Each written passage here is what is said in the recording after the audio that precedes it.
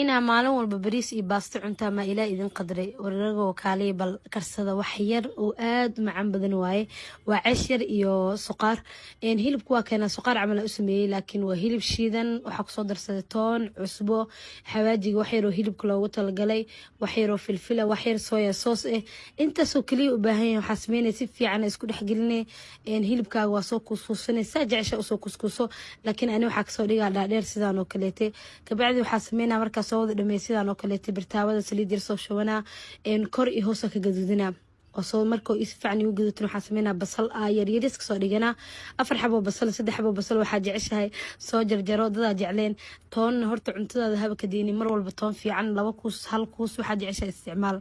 إن شيشيد وكنا لوق عنده شيشيد استعمالي هذا جعلين وحكو بدل كرتا نهاية عادية بيا سوق عند صدا كسر شبتي عصباك صدر صدي وحيرو في الفلقة كبعد نروح سمينا كاروت صدر سنة آدي ومعينا كاروت كنا ما شاء الله كبعد مركو سفي عن karkaro oo kaaroodkii iyo shiishidii basashii iyo qudaartii isku karto hilibkii hadaaya aan sameeyaa ku soo darsanaa kabacdi hadana waxa sameeynaa jibsi yar soo dibtaa ku soo darsanaa hadda waxa ku dhahay barbarooniyaal iyo basal kala nooc hadana ku soo darso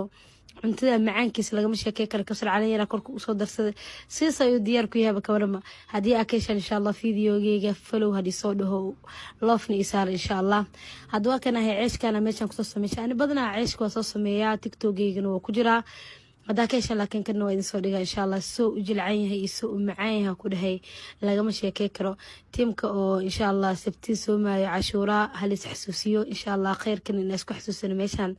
أسكو طلقلني كبعد وكان هي عشق وسود بسان قروح بدنك صباح يجلاع كلها أسيجرن آذي كلها وجلعين هي إن شاء الله هذا كان هي في ذيش هذا قروح بدن وإن صدوا هذا كان كومنتينا لاقينا فلودينا إن شاء الله هذا كان هي سان قروح بدن صباحي مرتضى حتى وسي سكرت سيد قروح بدنها كبرمه